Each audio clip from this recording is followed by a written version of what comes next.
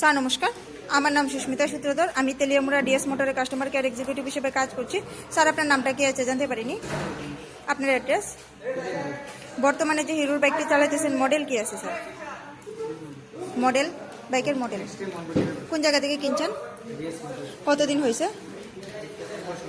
আজকে আপনি কোন জায়গাতে আইছেন? কিসের জন্য আইছেন?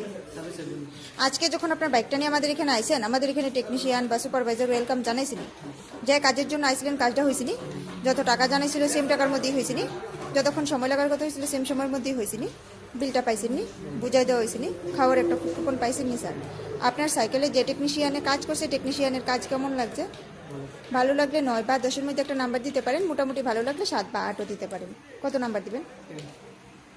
সার্ভিসিংয়ের পরে তো সাইকেলটার একটা পূজা দিছি, কেমন লাগছে?